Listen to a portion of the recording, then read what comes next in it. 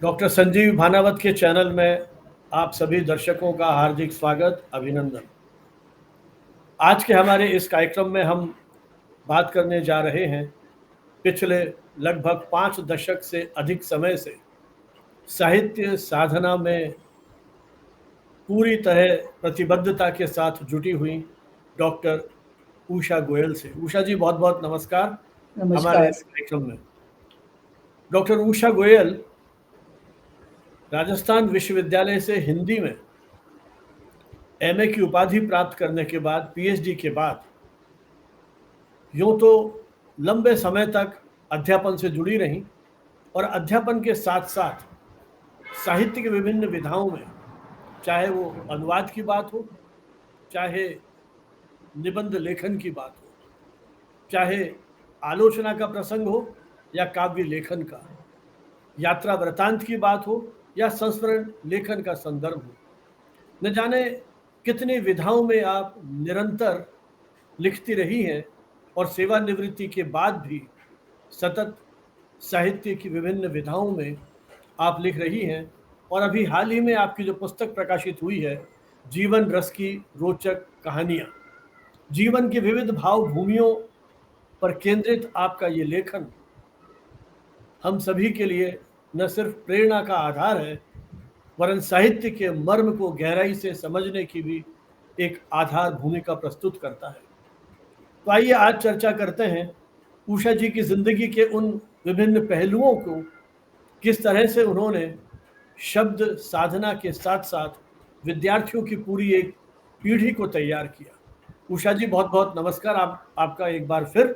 नमस्कार। और जब भी हम हमारे कार्यक्रम में बात करते हैं तो पहला आग्रह तो यही रहता है कि आज जीवन के 7वें दशक में जब आप पीछे मुड़कर अपने बचपन को याद करती हैं तो कैसे उस बाल जीवन का वो नटखटपन, चंचलता, वो पारिवारिक परिवेश, वो माता पिता का वात्सल्य, वो किस तरह के माहौल में आप पले बढ़े, किस तरह से परिवार के सदस्यों का आपको प्रोत्साहन मिला, किस तरह की अड़चनों चुनौतियों के बीच आपने अपना बाल्यकाल, किशोर अवस्था, उन सारे दौर को आज आप जब पीछे मुड़ के देखती हैं, क्या सोचती हैं, कैसे उन पलों को आप याद करेंगे? मैं बहुत खुशी से अपने बचपन को याद करती हूँ। बड़ा मस्त जीवन था और सब तरह का हमें आनंद मिलता था। वहाँ हमारे परिवार का परिवेश ऐसा था जहाँ साहित्य, संगीत, भक्ति, जीवन मूल्य और विभिन्न प्रकार की गतिविधियाँ, समाज सेवा के काम ये होते ही रहते थे। मेरे पिताजी अच्छे लेखक थे, साहित्यकार थे। उन्होंने अग्रवाल समाज की पत्रिका, सामाजिक और साहित्यिक पत्रिका अग्रगामी का कई वर्षों तक संपादन किया और निरंतर लिखते रहते थे। उन्होंने कविताएं लिखी, नाटक लिखे, कहानियां लिखी, लेख लिखे, हिंदी, राजस्थानी और खड़ी बोली तीनों भाषाओं में। और उनके नाटक, सामाजिक नाटक इतने लोकप्रिय होते थे, वे अग्रवाल कॉलेज के मंच पर उस समय मंचित होते थे और हम छोटे छोटे बच्चे उसमें अभिनय करते थे और इतना आनंद हमें आता था। मेरे ताऊजी जो है वो शास्त्रीय संगीत के अच्छे ज्ञाता थे, गायक थे, समाज सुधारक थे। तो हमें संगीत, साहित्य, भक्ति और इस जीवन मूल्यों का सबका परिवेश हमें शुरू से मिलता रहा। आज भी मैं बचपन को देखती हूँ तो पिताजी जहाँ बैठते थे, चौकी सामने रखकर आलती पालती मार के जिस मुद्रा में वे सुबह के समय लिखते रहते थे, वो मुद्रा मेरे मन में, मेरे दिल दिमाग में बहुत बसी हुई है और वो मुझे बहुत याद आती है। हमारे घर में बहुत अच्छा पुस्तकालय भी था, उसमें अच्छी पुस्तकें हमें देखने को, देखते हुए हम बड़े होकर हम उनको पढ़ने लगे, तो हमारी ऐसी रुचि भी जागृत हुई उससे।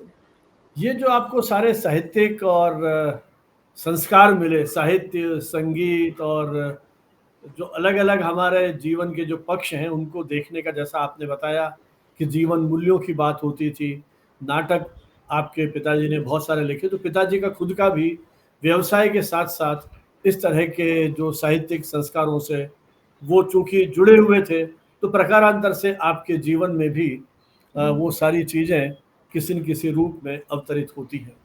कुछ आपको याद आता हो जब आप स्कूल में पढ़ने गए, तो इस तरह की साहित्यिक गतिविधियों के साथ, जैसे मैं बात करूं तो पहली कविता या पहला निबंध किस तरह से छपा, पिताजी की किस तरह से प्रेरणा रही लिखने के लिए, या आपने बहुत बचपन में, जैसा आजकल अपन कोशिश करते हैं ना, जो नए माता पिता बनते हैं कि वो बच्चा जी मंच पर भी जाए, नृत्य भी करे और अलग अलग तरह से व्यक्तित्व विकास की बात।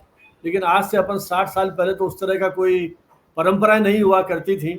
और तो वो किस तरह से आप अपने उस लेखकीय जीवन को उस पारिवारिक पृष्ठभूमि में इस समय याद करती हैं, तो वो बताइए कि पहली बार मंच पर आपने कब अवतरण किया, पहली आपकी रचनाएं कब छपी, जैसे आपके पिताजी स्वयं संपादक थे और अग्रवाल समाज की पत्र पत्रिकाओं से जुड़े हुए थे, वहाँ आपने लिखा, स्कूल की पत्रिकाओं में लिखा, या जो दैनिक पत्र पत्रिकाएं उस समय छपते थे उनके साथ आपका जुड़ा हुआ, कैसे आपकी साहित्यिक यात्रा शुरू हुई?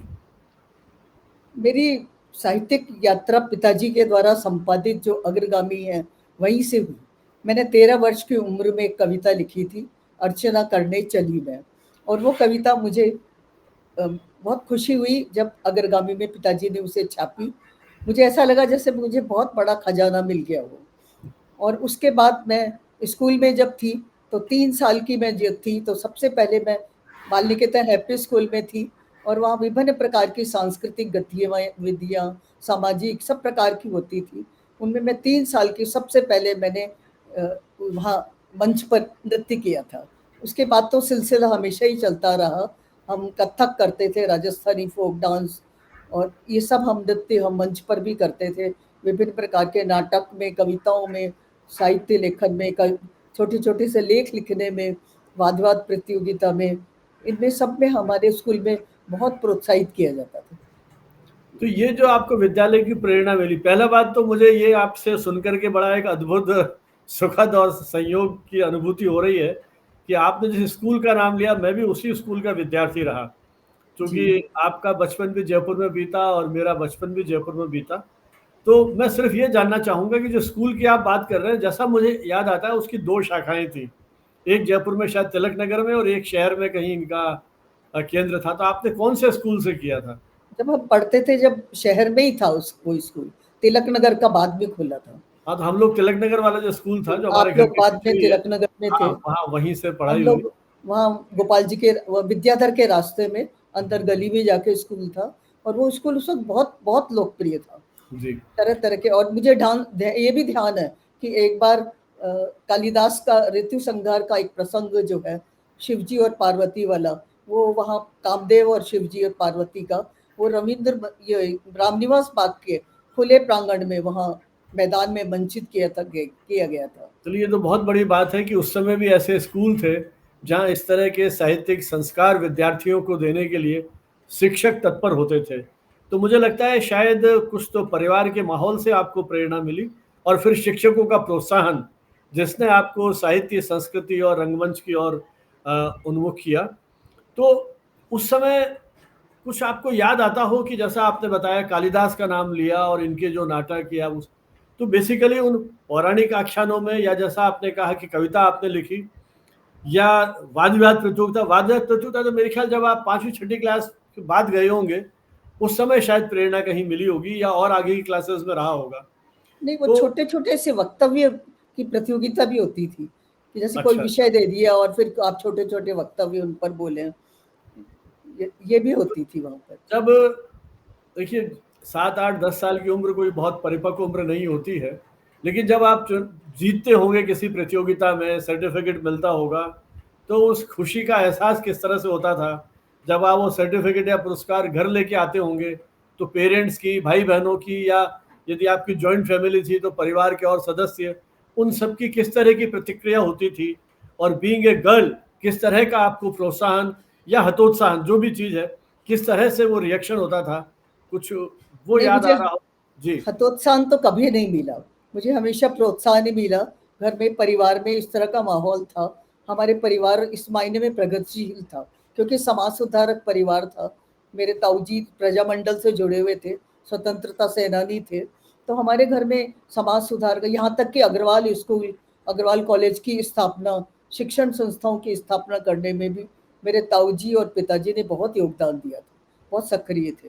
मुझे तो लगता है कि साहित्यिक संस्कारों के साथ साथ जो भारतीयता की बात अपन करते हैं, भारतीय जीवन मूल्य और जीवन पद्धति, शायद उसके प्रति भी आपकी जो एक आसक्ति, जुड़ाव या प्रतिबद्धता है, वो शायद बचपन से ही शुरू हो गई थी। लेकिन जब आप और आगे आए, माध्यमिक कक्षा में आए, तो उस समय ज़रूरत पड़ती थी, जब हम 9th-10th क्लास में आते थे, तो ऐच्छिक विषय लेने की।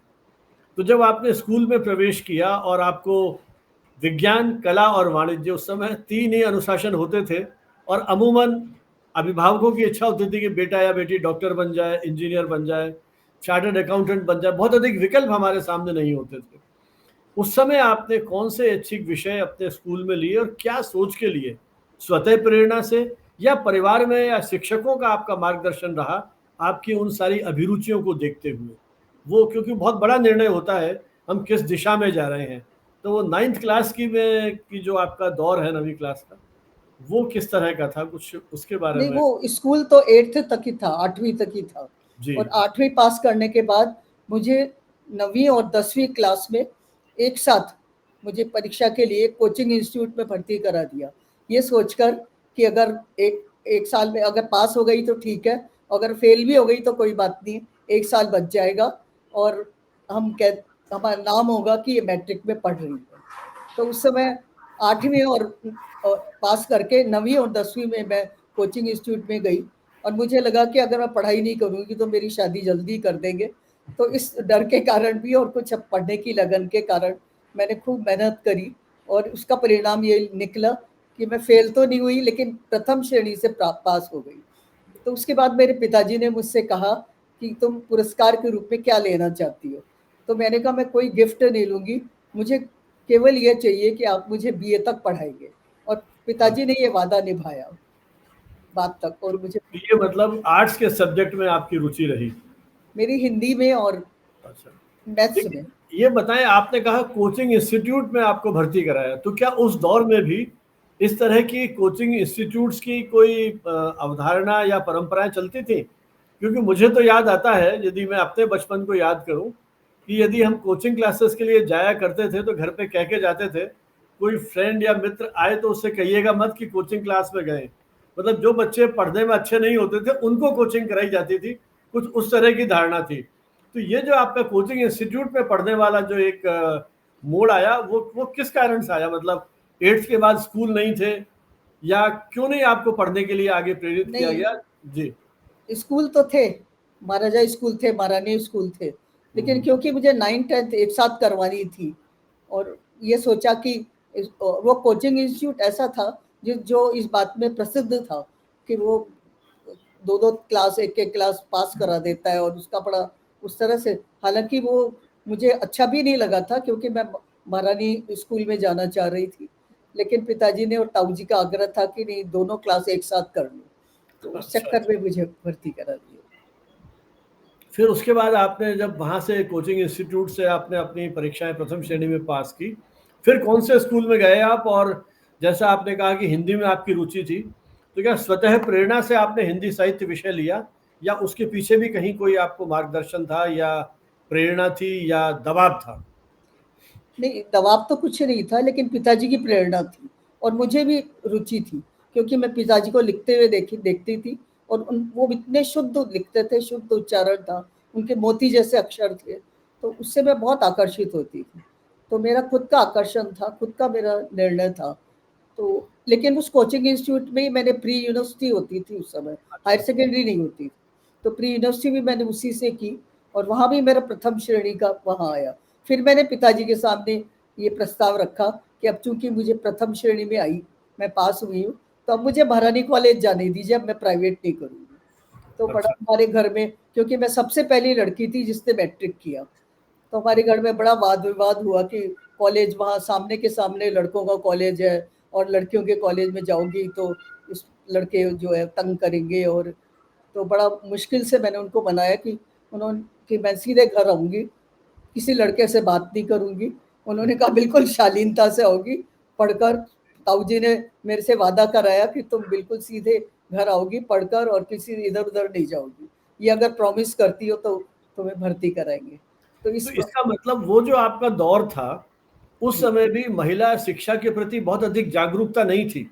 ये तो चूंकि आपका परिवार सामाजिक आंदोलनों से जुड़ा हुआ था, इसलिए शायद साहस करके आपको कॉलेज जाने की अनुमति दे दी गई और आपकी भावनाओं की और आपकी प्रतिभा को देखते हुए आप प्रथम श्रेणी में पास हुए, तो शायद अनुमति दी। तो क्या उस समय का जो दौर दौर था, वहां भी कुछ चैलेंजेस थे महिलाओं को आगे पढ़ने के लिए या आगे बढ़ने के लिए? नहीं, मेरे पिताजी और ताऊजी अपने घर की सारी महिलाओं को साथ लेके गली मोहल्ले में जाते थे और लड़कियों को पढ़ने के लिए प्रेरित करते थे कि नहीं, सबको निकाल निकाल के लाओ।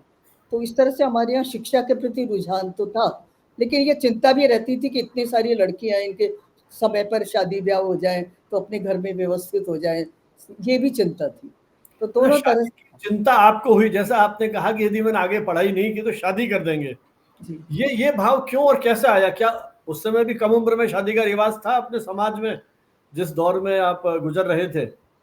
हाँ, या उस समय घर शादी, में किसी ने कहा कि शादी कर दो इसकी और आपको एकदम एक शौक लगा हो ये सुनकर के कि शादी की तैयारियों की बात चल वो रही बड़े है? वाले ताऊजी थोड़े से परंपरागत थे, उन्होंने जोर डाला था कि अब लड़कियों के नंबर से सबके तय कर दो। तो मेरे को थोड़ा अच्छा लगा। फिर मैंने छोटे ताऊजी और पिताजी से बहुत विनती की, अनुनय किया कि नहीं, मुझे बीए तक तो पढ़ाई दो। तो इस तरह से मेरा रास्ता खुलता गया और मैं ये तो कॉलेज। सारी प्रेरणा मिली आपको पढ़ाई की और एक तरह से अपनी बात को मनवाने की जिद। मैं जिद्दीपना तो नहीं कहूंगा, लेकिन कहीं ना कहीं अपने अधिकारों के लिए या अपनी इच्छाओं को पूरा करने के लिए, या यूं कहूं कि एक स्वतंत्र व्यक्तित्व को विकसित करने के लिए, ये जो आपके मन में चाह थी, इसके पीछे क्या कारण रहा? क्या वो जो आपके माता पिता और परिजन थे, उनके उन आंदोलनों को देख करके या उसमें भाग लेकर के, या मतलब कैसे कैसे ये सब प्रेरणा मिली? आसपास कैसा परिवेश था? आपके फ्रेंड सर्किल उस तरह का था? वो किस तरह से आपने उस यात्रा को आगे बढ़ाया अपनी? उस वक्त अग्रवाल कॉलेज में अग्रसेन जयंती, महाराजा अग्रसेन जयंती मनाई जाती थी। तो उसमें 7 दिन के कार्यक्रम होते थे। उसमें सारे समाज के नेता जो आगे आते थे और क्रम से कार्यक्रम होता था। एक दिन भाषण प्रतियोगिता, एक दिन महिला प्रतियोगिता, एक दिन बच्चों की प्रतियोगिता, और इसी तरह के सारे खेल कूद, ये सारे होते थे। तो उसमें हमें प्रोत्साहित किया जाता था कि समाज सुधार पर और इस प्रकार से आगे बढ़कर सारी कुरीतियों को रोकने के लिए, और ये इन पे छोटे छोटे भाषण तैयार करो और बोलो। तो वहां से हमने बोलना शुरू किया। तो वही भावना हमारे अंदर आई कि हम भी उस तरह से कुछ कर सकते हैं। तो लेकिन जो आप अपने स्कूल जीवन की बात कर रहे हैं, मेरे ख्याल ये 50 का दशक होगा शायद, है ना? जी। तो देश आजाद ये 47 में हुआ, देश आजाद। सन 51 में सर, मैंने तो देश एडमिशन को लिया। आजाद हुए मुश्किल से 3-4 साल हुए थे। जी। और हम लोग उस पूरा जो एक ब्रिटिश गुलामी के दौर से निकले थे, और उस दौर में जिन लोगों ने आज़ाद भारत का सपना देखा था, भारत को आज़ादी मिलने के बाद भी उनकी अपनी जो एक क्रांति धर्मिता है या देश को किस तरह से बनाना है, बहुत सारे उस समय के नेता भी सक्रिय होंगे समाज में, राजनीति में। क्या कोई ऐसा नेता या चरित्र आपको याद आ रहा है जिनसे कहीं आप प्रभावित हुए हो, चाहे महिला नेता थे या महिला नेतृत्व हो? कोई आपको ऐसे चरित्र उस समय के याद आ रहे हो, सामाजिक, राजनीतिक, साहित्यिक क्षेत्र में, जिनसे कहीं आप प्रेरित हुए हों, या जो परिवार का माहौल है उसी ने ही आपको आगे बढ़ाया? नहीं, उसमें अग्रवाल समाज में जो कार्यक्रम होते थे 7 दिन के, उनमें कलावती जी का मुझे नाम ध्यान है, कलावती गोयल। वो आगे बढ़ के और उन्होंने वो करती थी, और वो मुझे भी कहती कि तुम भी साथ आओ, मुझे साथ लेती थी। और इधर मेरे ताऊजी और ताऊजी के लड़के, वो मुझे प्रोत्साहित कर, वो भी भाषण देते थे। और हमारे पास ही पड़ोस में गोकुलदास जी कोटावाला थे, वो इस मायने में नेता थे, अग्रणी थे समाज में। तो इस तरह से वो लोग आगे बढ़ बढ़ के और लड़कियों को भी प्रोत्साहित करते थे, और हम लोगों को उससे प्रेरणा मिली। तो फिर आपने वाराणसी से बीए किया। जी। बीए तक क्या कभी आपके मन में आया कि मुझे जॉब करनी है, पढ़ाना है, या प्रशासनिक सेवाओं की ओर जाना है? किस तरह की उथल पुथल आपके मन में रही बीए करते समय? नहीं, उस वक्त मेरे पढ़ाने की कोई कल्पना नहीं थी मेरे दिमाग में, क्योंकि उस वक्त ऐसी धारणा थी कि लड़कियों को सर्विस नहीं करनी चाहिए, कोई ज़रूरत नहीं है, उनको घर गृहस्थी संभालनी चाहिए।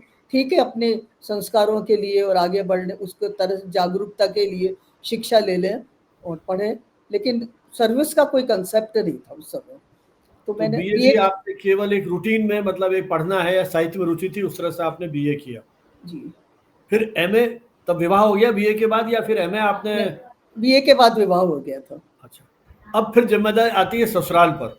जी। वहां भी क्या संघर्ष करना पड़ा आपको एमए और पीएचडी करने के लिए, क्योंकि वो तो फिर ससुराल में जो भी आपके वहाँ इन लॉज हैं या हस्बैंड हैं उनका योगदान रहता है, कोई आगे पढ़ा, क्योंकि आपका लिखन में तो बहुत रुचि रही तब तक, आप बीए तक तो आपने अपने आप को मेरे ख्याल एस्टेब्लिश कर लिया होगा, जिस तरह का आपका प्रोफाइल रहा है, आपने इन विधाओं में लिखा है। तो वो जो कॉन्फ्लिक्ट हुआ नहीं हुआ, कैसे वो सारे संघर्षों को आज याद करती हैं आप? देखिए, उसमें दो बातें थी। एक तो मेरे पति महावीर गोयल जी। खुद लेखक थे और उन्होंने मुझे बहुत प्रोत्साहित किया और उन्होंने सहयोग दिया। और एक मेरे ससुर जी, वो सर्वोदयी नेता थे, खादी संघ के पदाधिकारी थे और बड़े प्रगतिशील विचारों के थे। तो उनके मन में भी ये थे कि नहीं, मैं पढ़ूं। लेकिन कन्फ्लिक्ट वहां से शुरुआत, संघर्ष, जहाँ की मेरी सासू माँ, वो बहुत अच्छी थी, ममतालू थी, मुझे प्यार भी बहुत करती थी। लेकिन क्योंकि ग्रामीण परिवेश से थी, गांव में रही थी, तो वो ये मानती थी कि हाथ से काम करना चाहिए, नौकर बिल्कुल नहीं रखना चाहिए। खुद बहुत मेहनती थी, तो हमको भी यही शिक्षा देती थी और यही कहती थी। उनकी अपेक्षा भी यही थी कि हम सारा काम, घर का, हम हाथ से करें। लेकिन ये उनकी अच्छी बात थी कि उन्होंने मुझे आगे पढ़ने दिया, एमए करने दिया। दूसरी बात उनकी ये अच्छी अच्छी थी कि उन्होंने कभी मुझे घूंघट करने के लिए नहीं कहा, पर्दा करने के लिए कभी नहीं कहा। और तीसरी बात, उन्होंने दहेज के लिए कभी कोई मांग नहीं की। ये 3 चीज़ें उनमें बहुत अच्छी थी, बड़ी बोल्ड थी और बहुत स्वाभिमानी थी। लेकिन क्योंकि घर के सारे काम उस वक़्त, सबके सामूहिक जॉइंट फैमिली में सबके काम करना, तो मैं थक भी जाती थी। फिर भी मेरे मन में एक लगन थी, इच्छा थी, तो मैं रात को जगकर पढ़ाई करती थी। तो फिर आपने एमए किया, फिर उसके बाद शोध का एक पीएचडी भी किया आपने, तो वो जो आइडिया आया शोध का, क्योंकि पीएचडी तो फिर इसीलिए करते हैं अपन कि कहीं टीचिंग जॉब में चले जाएंगे। नहीं, तो पीएचडी से पहले मैंने निर्मला स्कूल में सर्विस की। एक इंग्लिश मीडियम स्कूल था, अच्छा, क्योंकि वहाँ हिंदी मेरे पढ़ाया आपने। पति महावीर गोयल ने नई नई प्रेस स्थापित की थी, तो प्रेस में भी मैं मदद कराती थी घर में बैठकर। मेरे को उन्होंने प्रूफ रीडिंग सिखाई, किताबों की एडिटिंग सिखाई और कभी कभी मैं प्रेस भी चली जाती थी। वो मेरे जो चाचा ससुर जी थे, उनके घर के नीचे ही उन्होंने जयपुर प्रिंटर्स के जो थे, अपने घर पर ही उन्होंने खुलवाई थी, पॉपुलर प्रिंटर्स करके। तो वहाँ जी। मैं चली जाती थी, मैं उस तरह से मैं काम भी उस तरह से कर लेती थी। तो और निर्मला स्कूल में मैंने इसलिए सर्विस की क्योंकि नई नई प्रेस खोली थी, आर्थिक थोड़ी कठिनाई थी, तो मुझे लगा कि थोड़ी मदद हो जाएगी, घर में भी मदद हो जाएगी। क्योंकि बाबूजी जो है वो खादी के और सर्वोदयी पूरी तरह से समर्पित थे, उनको पैसे का कोई लोभ नहीं था। तो इस तरह से मैंने निर्मला स्कूल में सर्विस की और सर्विस करके जब मेरे मदर इन लॉ ने इसलिए करने दिया कि नहीं, घर में थोड़ी मदद हो जाएगी, और उनको अच्छा भी लगा कि मैं लाखे रुपए उनको हाथ में दे रही हूँ, तो ये भी उनको भी अच्छा लगा। तो इस तरह से मैंने सर्विस की। लेकिन वहाँ सर्विस करते 2 साल मैंने सर्विस की, उससे मुझे कॉन्फिडेंस बहुत आया। इंग्लिश मीडियम की लड़कियों को पढ़ाना, और वहाँ मिसेस गंसालवेज थी, वो बहुत अफेक्शनेट थी। मैं अंग्रेजी बोलने में हिचकती थी, तो मुझे बहुत प्रोत्साहित करती थी कि नहीं, इंटरवल में तुम मेरे पास आना, मैं तुम्हें सिखाऊंगी। कभी भी उन्होंने डांटा नहीं और बहुत प्यार से मेरा आत्मविश्वास बढ़ाया। लेकिन मुझे लगा कि यहाँ मेरी प्रगति रुक जाएगी, मैं आगे पीएचडी करना चाहती थी। तो इसलिए फिर मैंने, उसका भी एक किस्सा है कि हमारे घर में चैतन्य महाप्रभु की पूजा आराधना होती थी, तो कुछ हस्तलिखित ग्रंथ भी थे और चैतन्य महाप्रभु के साहित्य भी थे। और बचपन से मेरी चैतन्य महाप्रभु में बहुत भक्ति भी थी। तो मेरे ताऊजी के लड़के, मेरे पिताजी ने कहा कि तुम चैतन्य संप्रदाय पे ही शोध कर लो। तो मैंने हस्तलिखित ग्रंथ देखने शुरू किए और एमए में मैंने बिहारी सत्सई का पाठालोचन किया था। उससे मुझे डॉक्टर सत्येंद्र ने हस्तलिखित ग्रंथों के संबंध में पूरी जानकारी दे दी थी। तो मेरी जी। रुचि तो थी हस्तलिखित ग्रंथों के प्रति। तो मैंने वो हस्तलिखित ग्रंथ देखे, फिर मुझे पिताजी वृंदावन भी ले गए, गोस्वामियों से मिलाया, मेरे ताऊजी के लड़के ने भी मिलाया, तो मुझे बहुत सारे हस्तलिखित ग्रंथ मिल गए।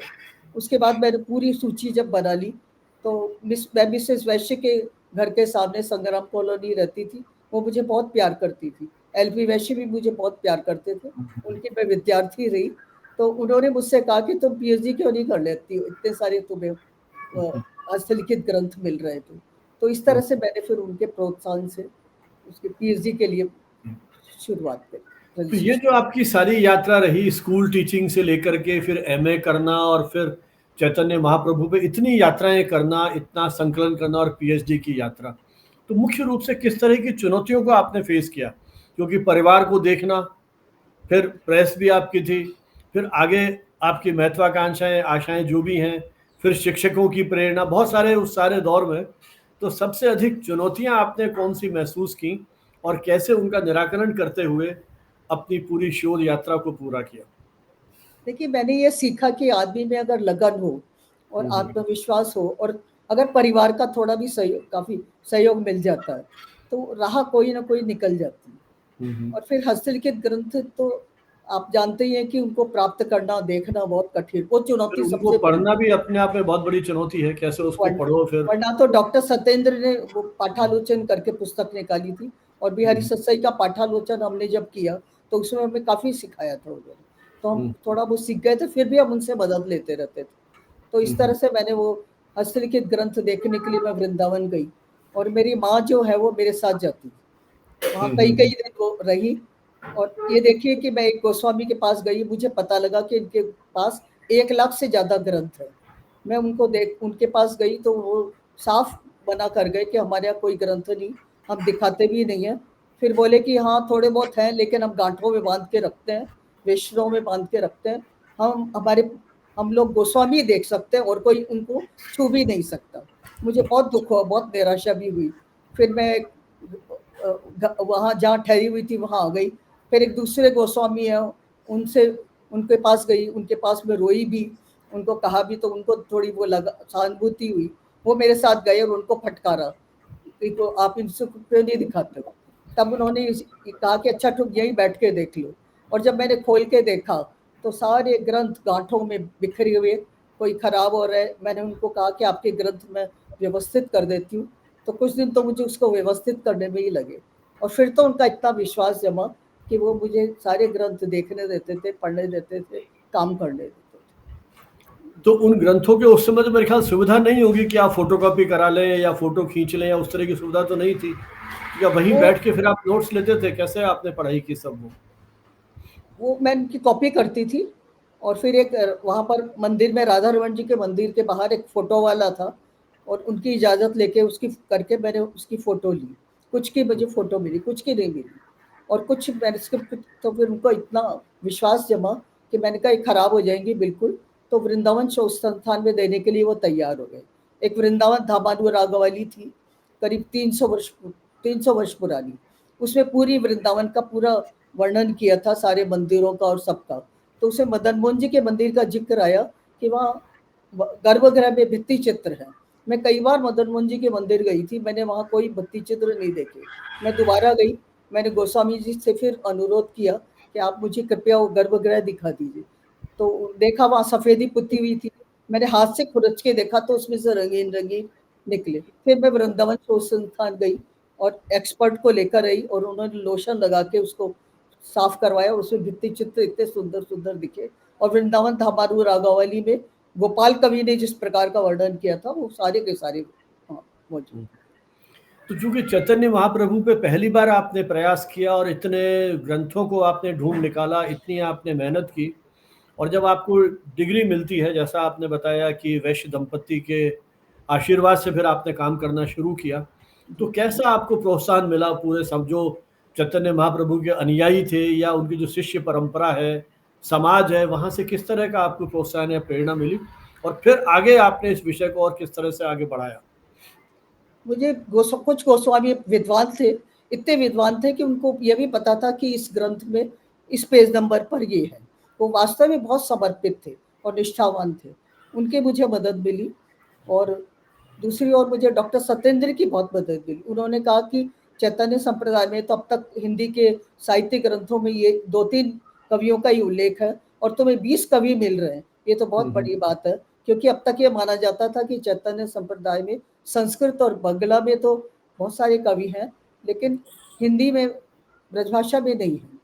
तो मैंने फिर उन्होंने मुझे प्रोत्साहित किया, फिर मिसेस वैश्य ने भी किया, मेरे ताऊ जी के लड़के रामेश्वर जी टाटीवाला ने बहुत प्रोत्साहित किया। उन्होंने गोविंद जी के मंदिर के गोसाई जी से मिलाया और वो हस्तलिखित ग्रंथ मुझे दिलवाए। मेरे ताऊ जी मुझे लेकर महाराजा संग्रहालय, सिटी पैलेस म्यूजियम में ले गए, उनके महाराजा से बहुत अच्छे संबंध थे, तो उन्होंने मुझे गोपाल नारायण जी बहुरा से मिलवाया और उन्होंने मुझे कई हस्तलिखित ग्रंथ दिए। और गोपाल नारायण जी बहुरा का मुझे इतना आशीर्वाद मिला, इतना स्नेह मिला कि वो खुद बैठ के मुझे हस्तलिखित ग्रंथ मुझे बोल बोल के और लिखवाते थे, और उन्हें कई बार मेरे ग्रंथों की फोटोकॉपी भी मुझे उपलब्ध कराई। तो ये जो आपने इतने परिश्रम से सारा शोध कार्य किया, इतने मूल ग्रंथों को देखा, इतनी जगह आपका जाना, इतने व्यक्तियों से मिलना, विशेषज्ञों से मिलना, उस समय के दौर को देख करके जब आज के जो शोधार्थी हैं उनको आप देखते हैं, जो एक क्लिक के ऊपर सारे प्रश्न उनके सामने आ जाते हैं और ये इनके इन प्रकार डिग्री प्राप्त करने की जो प्रवृत्ति है, क्या आपको ये पिछले जो 30-40 साल का अनुभव है अपना इस शोध यात्रा का, इसको कैसे देखती हैं आप? देखिए, जब मैंने शोध किया था तो मैंने 40 कवियों को उनमें दिया था, तो करीब 10 कवियों पर तो आगरा यूनिवर्सिटी से अलग अलग उस पर शोध कार्य हुए, मैंने उनको मटेरियल भी दिया, सब किया।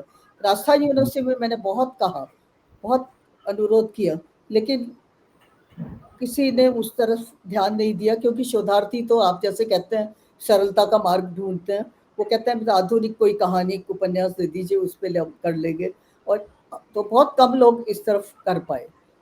लेकिन फिर भी आगरा यूनिवर्सिटी से मुझे बहुत सहयोग मिला, आगरा यूनिवर्सिटी के छात्रों से, क्योंकि वहाँ कासगंज में डॉक्टर नरेश चंद्र जी बंसल थे, जिनका की खूब अच्छा संग्रहालय था और बहुत समर्पित भाव से उन्होंने काम किया था, तो उनके निर्देशन में और उनके सहयोग से मुझे काफी। अच्छा, इतनी आपने पांडुलिपियां देखी, आज के दौर में क्या लगता है आपको, इनका कोई डिजिटलाइजेशन हुआ है, डिजिटल इनके एडिशंस निकले हैं, क्या स्थिति है इन सारे ग्रंथों, क्योंकि इतने अद्भुत इस तरह के जो हमारा प्राचीन साहित्य बिखरा पड़ा है अलग अलग घरों में, पता नहीं कितने पुस्तकालयों में, कितनी अप्रोच है, क्या उस दिशा में कहीं आपने आगे कोशिश की जब आपको थोड़ी और एक समझ बढ़ी या इस तरह की अपनी जानकारी बढ़ी, संपर्क बढ़ा, दायरा बढ़ा, कभी इस दिशा में सोचा आपने कि क्या हम कुछ कंट्रीब्यूट कर सकते हैं इसमें? नहीं, वो वृंदावन शोध संस्थान में फोर्ड फाउंडेशन की एक प्रोजेक्ट चली थी माइक्रोफिल्मिंग की, उसमें जब हुआ तो उन्होंने मुझे बुलाया था और मैंने उनको मदद भी की थी। फिर उन्होंने बहुत कहा था कि आप वृंदावन शोध संस्थान ज्वाइन कर लीजिए, लेकिन चूंकि मैंने यहाँ कॉलेज ज्वाइन कर लिया था और जयपुर में छोड़ नहीं सकती थी, तो मैंने कहा वैसे मैं कभी कभी आ जाऊंगी। तो उस वक्त मैं देखा तो वृंदावन शोध संस्थान में जो ग्रंथ पहुंच गए, वो तो वहाँ माइक्रोफिल्मिंग होकर और वहाँ डिजिटल उसमें वो सुरक्षित है। गोस्वामियों के पास जो है, तो एक गोस्वामी है पद्मनाभ गोस्वामी, वो जरूर उसको लाइब्रेरी बना के डिजिटाइजेशन कर रहे हैं, लेकिन दूसरे गोस्वामियों का तो वो नहीं, वो ऐसे ही रखे हुए हैं और वो शायद समय के गर्त में वो यूं ही बिखर जाएगी। जी, आपने जब पढ़ाना शुरू किया जयपुर के सत्संगी कॉलेज में, पढ़ाते समय भी आपकी ये जो शोध यात्राएं नहीं रुकी, यूजीसी करियर अवार्ड आपको मिला, आपने कुछ वर्षों तक, शायद 3 या 4 वर्ष का वो अवार्ड मिलता है, उसमें रह करके आपने यूनिवर्सिटी में काम किया और भी लिखना पढ़ना आपका चलता रहा। तो वो जो आपकी यात्रा रही, निरंतर कुछ न कुछ काम करते रहने की, अनवरत अपनी जो शोध यात्रा है और लेखन है, उस यात्रा को आप किस रूप में आज जब पीछे मुड़ के देखती हैं, तो क्या क्या उसकी एक जो होती है ना, उसकी एक किस तरह का एक जुनून टाइप जो मुझे लगता है कि होता होगा? वास्तव में जुनून ही था, और मैं हस्तलिखित ग्रंथ जहाँ देखती तो मैं रह नहीं पाती थी उनको बिना देखे। जैसे मैं उदयपुर एक शादी में गई तो मैं रह नहीं सकी, महाराजा संग्रहालय में जाने से अपने को रोक नहीं पाई, और वहाँ भी बीच में मैंने टाइम निकाल कर और मैं वहाँ महाराजा संग्रहालय पहुँच गई और वहाँ भी मैंने ग्रंथ देखे। तो जहाँ भी मैं जाती किसी में तो मैं हस्तलिखित ग्रंथ देखने के लिए जाती रहती थी। जयपुर में भी मैंने कई ग्रंथालय उस तरह से देखे। जी। अच्छा, आपने साहित्य के लगभग हर विधा में लिखा है, आलोचना के क्षेत्र में भी आपने बहुत काम किया, काव्य संग्रह भी आपके छपे, निबंध भी आपके छपे, अनुवाद भी आपने किए हैं, कहानियाँ भी आपने लिखी हैं। कौन सी विधा आपके सबसे करीब है आज जो आप महसूस करती हैं जीवन के इस मोड़ पे, कि उसमें आपको विशेष आनंद की अनुभूति हुई या उसमें निरंतर आप लिखते रहना चाहती हैं, वो कौन सी विधा है? मेरी सबसे पहले सबसे प्रिय विधा मेरी कविता रही। उस समय मैं कविताएं लिखती थी, जी। थोड़ी मंच पर भी मैंने कवि पढ़ना शुरू किया, फिर वो मुझे मंच का माहौल इतना अच्छा नहीं लगा तो मैंने वो मंची कविता छोड़ दी। लेकिन हम बहुत कवि सम्मेलन में बहुत जाते थे और कवि गोष्ठियाँ और ये सब, इनमें तो मुझे कविता का शौक सबसे ज़्यादा था। उसके बाद मैंने धीरे धीरे, जब मैंने चैतन्य महाप्रभु के और संस्कृति पे और इन पे पुरातत्व पे, मंदिरों पे, अभिलेखों पे, शिलालेखों पे, इन पे जब काम किया, गोविंद देव जी के मंदिर में मैंने बहुत सारे पट्टे, परवाने, अभिलेख जब देखे, तो मैंने उन पे किया। चंद्रमणि जी, डॉक्टर चंद्रमणि जी ने मुझे बहुत कहा कि तू, जैसे मैंने भोजपुरी लोकगीतों पे काम किया वैसे तुम भी राजस्थानी लोकगीतों पे काम करो, और उन्होंने भी बहुत प्रोत्साहित किया कि नहीं, ये पुरातत्व पर, इन पर। तो इस तरह से फिर मैं वो लेख वगैरह लिखने लगी, जयपुर के संबंध में लिखने लग गई। उस वक्त श्री गोपाल जी पुरोहित थे राजस्थान पत्रिका में, उन्होंने मुझे जी प्रोत्साहित किया, तो वो लेख मैं राजस्थान पत्रिका में लिखती थी। जी, जैसा आपने कहा कि कविताएं आपके मन के बहुत निकट रहीं और मात्र 12-13 वर्ष की उम्र में आपने कविता लिखी। इस समय कोई वो कविता यदि आपको याद हो, पहली कविता या कोई ऐसी कविता जिसको आप अक्सर पढ़ना चाहते हैं, सुनना चाहते हैं या गुनगुनाते रहते हैं, यदि याद हो और आप इस मंच पे सुना सके यदि अभी, तो मुझे लगता है कि हमारे दर्शक भी आनंदित होंगे। पहली तो कविता ये थी, अर्चना करने में चली मैं। वो देशभक्ति की कविता थी कि राष्ट्र प्रतिमा की मैं सतत पुजारी, और पूरी तो मुझे याद नहीं है, लेकिन ये इसी भाव की कविता थी, देशभक्ति की और मातृभक्ति की। जी, कोई ऐसी कविता जो आज के समकालीन जो दौर है उसमें कहीं आपको ऐसा लगता हो कि बहुत निकट है आपके, वो कोई आप सुनाना चाहें इस समय? हाँ, वो फिर उसके एक कविता है मेरी ये किताब है, आंगन में खिलती धूल। जी जी। तो इसमें मेरी एक कविता है, एक रिश्तों पर है। तो वो रिश्ते कैसे बदलते जा रहे हैं, हमारे रिश्ते पहले किस तरह के रिश्ते थे और अब कैसे बदल रहे हैं, उसका चित्र मैंने खींचा है। रिश्ते आम के बौर से उगते, रिश्ते आम के बौर से उगते, कुछ अध कचरे कुछ अध पके, कैरी सी खटास देते हैं, कुछ निर्बल निरी से समय के झोंकों में झड़ते, पके आम से मधुर रिश्ते सरस मिठास भर देते हैं। रिश्ते मेघ बन छा जाते जीवन के नभ पर, कुछ रीते ही उड़ जाते, सुनेपन की लकीर को और गहरा कर जाते, कुछ उमड़ घुमड़ कर गरजते हैं बहुत, बरसते बिल्कुल भी नहीं, आंधी में उड़ जाते हैं। कुछ रिश्ते आधुनिक रिश्ते, डीजे के तीखे शोर, मादक नाच घनघोर, जलते बुझते बल्बों की रकी रंगीन चकाचौंध चमकते, जब बिजली जब गुल हो जाती है, शोर जब थम जाता है, अंधकार घना हो जाता है, मृग मरीचिका से वे रिश्ते रोशनी में जल से भरमाते हैं, रोशनी में जल से भर पाते हैं। कुछ मैंने लिखा है, कुछ अनाम रिश्ते, कुछ अनाम रिश्ते मौन रहकर भी जो बहुत कुछ कहते हैं, रूप नहीं उनका पर अपने जैसे होते हैं, रंग नहीं कोई उनका पर मन को तो रंग देते हैं, मन को तो रंग। बहुत सुंदर, बहुत सुंदर।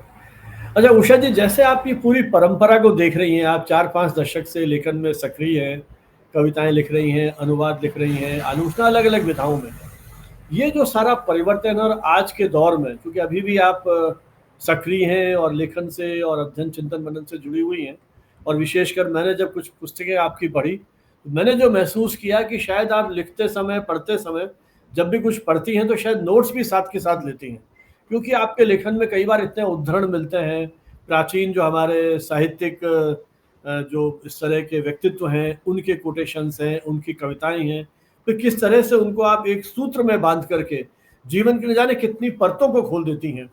तो वो कुछ उस अपनी उस यात्रा के बारे में बताइए, और साथ ही साथ अब आपको कैसा लगता है जब आज के ये जो कवि हैं, लेखक हैं, आलोचक हैं, वो जो आ रहे हैं, उस सारे परिदृश्य को आप किस रूप में देखती हैं, अपनी उस लेखन या जो आपने परिश्रम किया है उसको ध्यान में रखते हैं? देखिए, मैं छोटी सी थी जब मेरी आदत थी, मैं कुछ लिखती थी, पेंसिल पास में रखती थी और उसको अंडरलाइन करती थी, और पीछे के पेज में मैं उसको मुख्य उसके लिख लेती थी।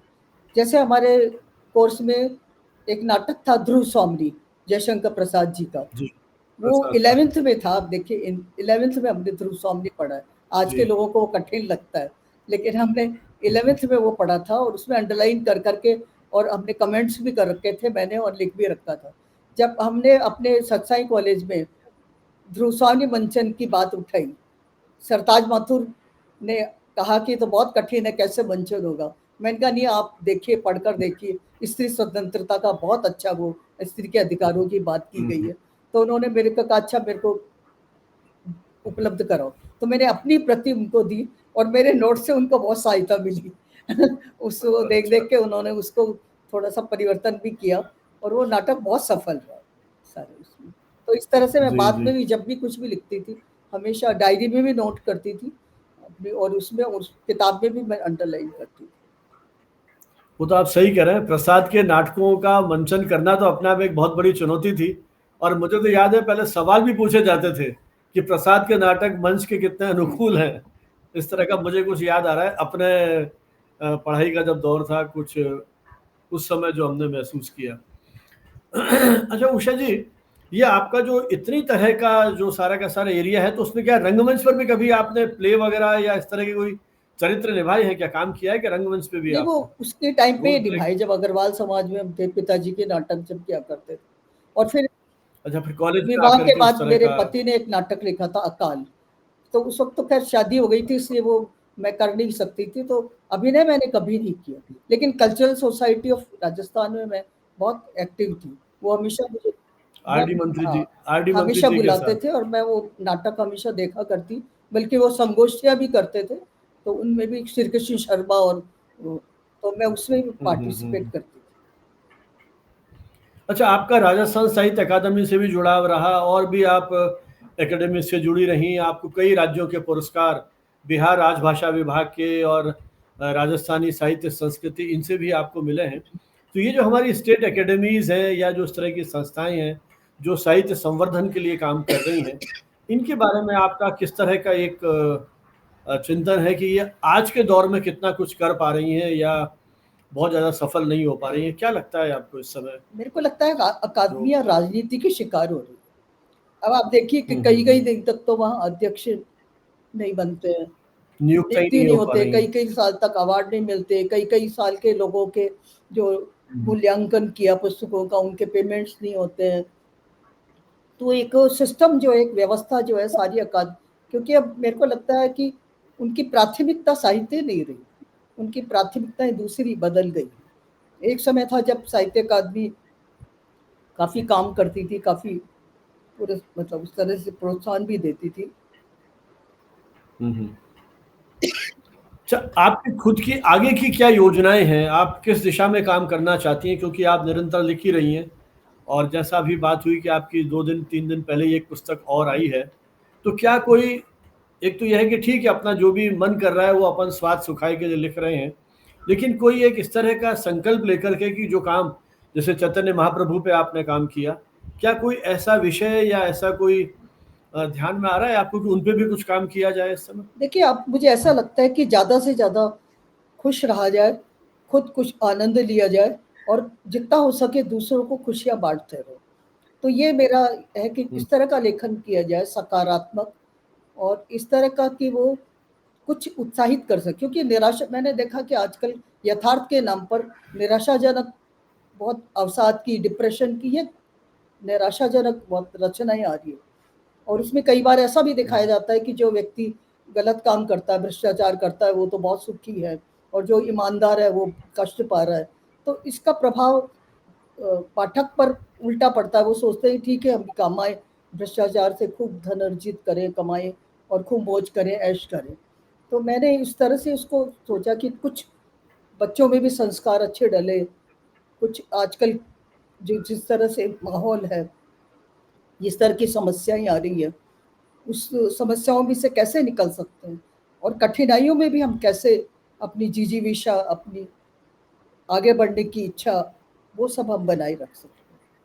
अच्छा उषा जी, आपने हिंदी भाषा और साहित्य को समृद्ध करने के लिए इतना काम किया है। आपको विश्व हिंदी सम्मेलन में जाने का अवसर मिला और अंतर्राष्ट्रीय मंचों पर भी आपने हिंदी की स्थिति को देखा है। एक तो अब जब इतना आपने काम किया और आज के जब हालात देखते हैं हिंदी को लेकर के, कुछ प्रदेशों में जिस तरह के आंदोलन हो रहे हैं, हिंदी विरोध की बात हो रही है, जबकि हम तो कहते हैं हिंदी का पहला अखबार हिंदी भाषी क्षेत्र में निकला। ऐसे कितने अहिंदी भाषी लोग हैं जिन्होंने हिंदी साहित्य के संवर्धन में अपना योगदान दिया। ये जो सारी उठापटक शुरू हो गई है भाषा के नाम को लेकर के, उस समय आपने क्या क्या क्या क्या पीड़ा व्यथा को आप कैसे व्यक्त करेंगे जो इस समय का माहौल देख रहे हैं, जबकि आपने इतना काम अपनी भाषा को लेके वैश्विक स्तर पर आपने अपनी पहचान बनाई है।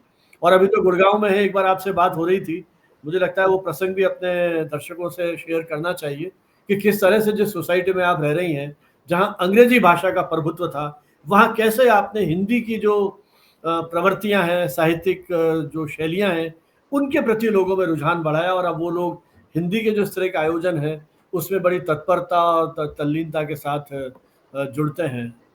देखिए, मुझे मुझे वास्तव में पीड़ा होती है, दुख होता है कि हम हिंदी का प्रयोग करना भूलते जा रहे हैं। आज ज़्यादातर आप देखिए कि व्हाट्सएप पे मैसेज होंगे अंग्रेजी में। ज़्यादातर अंग्रेजी जानना और सीखना बहुत अच्छा है, बहुत ज़रूरी है, लेकिन जब हम अपनी भाषा को भूल जाएंगे, अपनी संस्कृति को भूल जाएंगे। अब हम दक्षिण की बात करते हैं कि दक्षिण में विरोध हो रहा है, उत्तर भारत में हिंदी की क्या स्थिति है? हम अपनी भाषा को बिल्कुल वहाँ भी भूलते जा रहे हैं। दक्षिण के लोग अंग्रेजी के साथ साथ कम से कम अपनी भाषाओं को बोलते हैं, लिखते हैं। बंगाली लोग अपनी भाषा अंग्रेजी के साथ साथ बोलते हैं, लिखते हैं। यहाँ अंग्रेजी के साथ हिंदी साथ साथ क्यों नहीं चल सकती?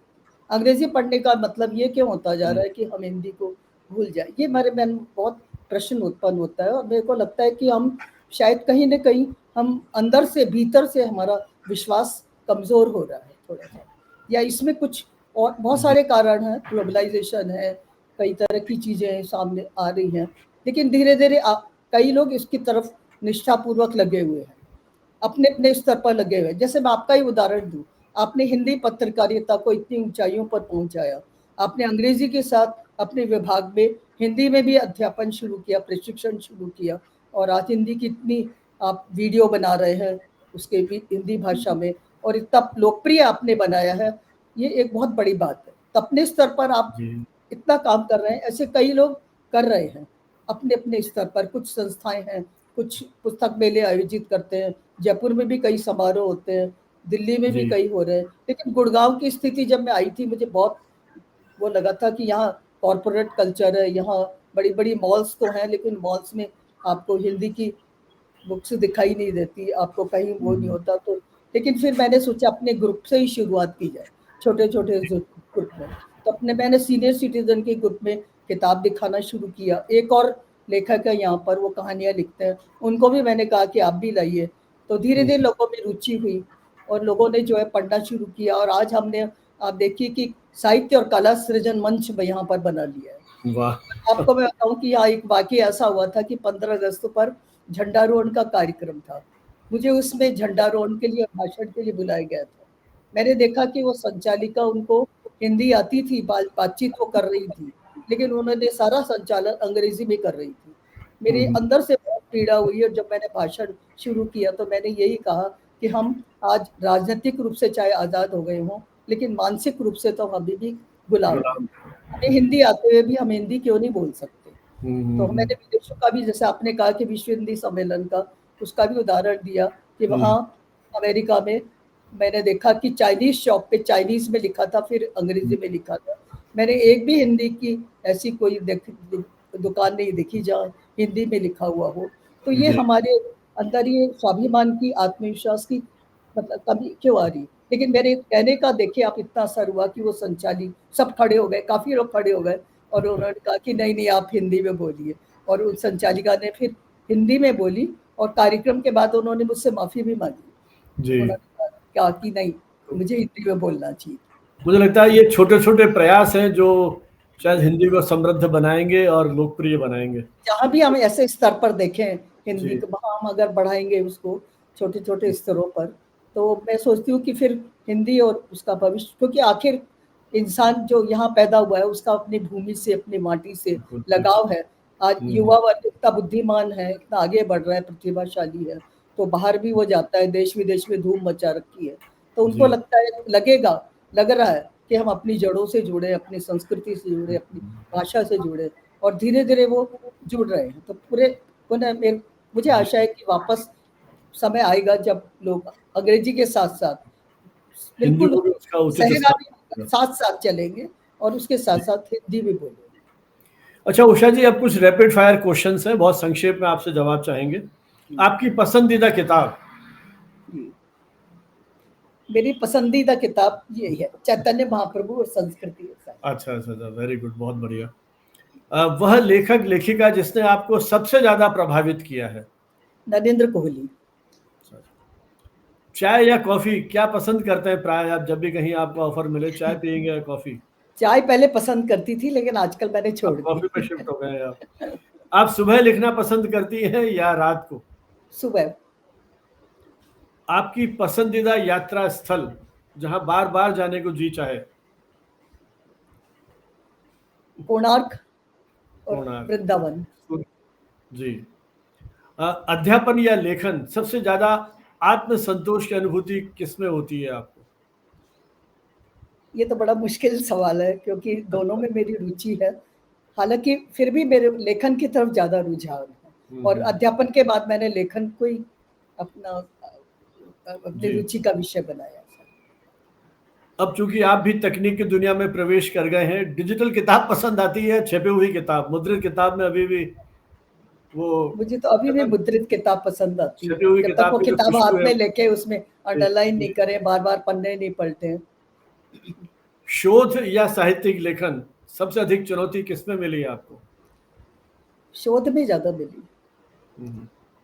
अगर आप लेखन में या शोध में नहीं होती तो आप कहाँ, किस दिशा में आगे बढ़ती या क्या कर रही होती? कुछ कभी सोचते हैं आप इस दिशा में? वो तो शायद मैं खो ही जाती, गुम हो जाती। अच्छा। आपके जीवन का सबसे प्रेरणादायक पल?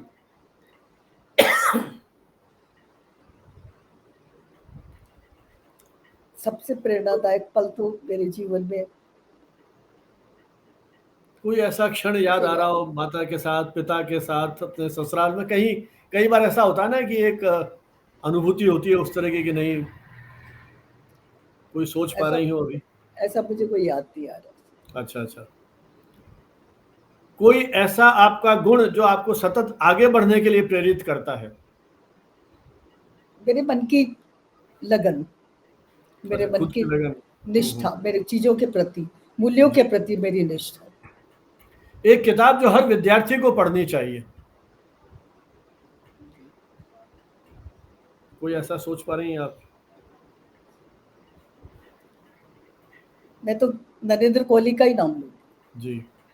एक ऐसा शब्द जो आपको परिभाषित करता है, मतलब आपको स्वयं को परिभाषित करना हो एक शब्द में, तो आप क्या कहेंगी अपने बारे में? ये भी कहना बहुत मुश्किल है। अच्छा, सोसाइटी खुद ही मूल्यांकन करे। आपको एक टाइम मशीन मिलती है पीछे की ओर जाने के लिए, किस दौर में जाना चाहेंगी आप, या भविष्य की कोई दृष्टि देखना चाहेंगी? पीछे के दौर में तो मैं अपने बचपन की ओर ही जाना चाहूंगी। अच्छा। जीवन का वह पल जिसे आप बार बार जीना चाहेंगे, हालांकि बचपन बता दिया वैसे आपने, लेकिन फिर भी कोई ऐसा क्षण, शोधार्थी के रूप में, रंगमंच के एक अभिनेता अभिनेत्री के रूप में, किसी भी रूप में कोई ऐसा पल जिसको आप बार बार जीना चाहें? कोई साहित्यिक कार्यक्रमों के साथ जो बिताए क्षण हो। आपके जीवन पर एक फिल्म बने, क्या शीर्षक रखना चाहेंगी उसका आप? वो भी मैंने नहीं सोचा कि अच्छा। वो दूसरों के लिए ही है। आपको भी सुपर पावर मिला है आप जी, एक आपको सुपर पावर मिल जाए, शक्तियां मिल जाए, कौन सा काम सबसे पहले करना चाहेंगी आप? साहित्य और कला का विकास, मूल्यों का विकास। किताबें, संगीत और यात्रा, तीनों में आपका बहुत अधिक जुड़ाव रहा है, इसमें से क्या नहीं छोड़ सकती हैं आप? साहित्य नहीं किताबें, छोड़ सकता। संगीत और यात्रा। किताबें, किताबें नहीं छोड़। किताबें नहीं छोड़ेंगे आप? यदि आपको 3 लोगों के साथ डिनर करने का अवसर मिले तो किन्हें, विकल्प हो आपके पास, किन 3 के साथ डिनर करना है, मेरे किन्हें बेटे चुनना चिन्मय, चाहेंगे पूरी जीवन मेरे यात्रा बेटे में आप? जी। मेरे बेटे चिन्मय के साथ और बहू हनी के साथ। अच्छा। आपकी लाइफ का कोई मंत्र जिसे आप एक वाक्य में याद करना चाहें? चलते रहना ही जीवन है और दूसरों को देते रहना जीवन की सार्थकता। चलिए, बहुत सुंदर। आपकी इस पूरी यात्रा को देख करके मुझे लगता है हमारे दर्शकों को भी प्रेरणा मिलेगी किस तरह से निरंतर यदि हम कोई काम करते रहें और एक लगन के साथ, निष्ठा के साथ, जुनून के साथ, तो कोई ऐसी मेरे ख्याल आपकी महत्वाकांक्षा नहीं है जिसको हम पा न सकें। उम्र केवल एक अंकों का खेल है। आप कितने समर्पित भाव या संकल्प भाव से काम करें, मुझे लगता है जीवन का यही एक सूत्र है। उषा जी की पूरी जीवन यात्रा हमने थोड़े से समय में कोशिश की उनके जीवन के उन पलों को देखने की, किस तरह से उन्होंने अपने व्यक्तित्व को एक पूरा का पूरा एक दिशा दी, किस तरह से अपने व्यक्तित्व को ढाला। और उन सारी चुनौतियों के बीच में आप कल्पना कीजिए 50 का वो दशक, उनमें से किस तरह से निकल करके आपने साहित्य और लेखन के क्षेत्र में अपनी एक विशेष पहचान बनाई। हमारे दर्शकों से हमारा अनुरोध है कि वे इस कार्यक्रम को देखें, उन्हें कैसा लगा, और YouTube में जो कमेंट बॉक्स है उसमें अपनी टिप्पणियां लिख करके हमारा उत्साहवर्धन और मार्गदर्शन करें। इन्हीं शब्दों के साथ उषा जी को बहुत बहुत शुभकामनाएं। उनकी ये साहित्यिक यात्रा निरंतर इसी तरह चलती रहे और हमें समय समय पर उनकी विभिन्न विधाओं में लिखी गई पुस्तकें हैं उसका रसास्वादन करने का हमको मौका मिलता रहे। इन्हीं संजीव जी भावनाओं के को साथ आपको बहुत बहुत बहुत बहुत बधाई। धन्यवाद। आपने बहुत अच्छे प्रश्न पूछे और इतनी सहजता से आपने प्रश्न पूछे हैं कि मुझे बहुत अच्छा लगा। बहुत आपके प्रश्न, आपकी बुद्धिमत्ता, थैंक यू, आप में धन्यवाद हमारी ओर से भी। बुद्धिमत्ता और संवेदनशीलता दोनों का सामंजस्य है और वो मुझे बहुत प्रभावित करता है। चलिए, बहुत बहुत धन्यवाद। और फिर मौका मिला तो आपसे किसी और पक्ष पे इसी तरह से बातचीत करेंगे। धन्यवाद। जय हिंद, जय भारत।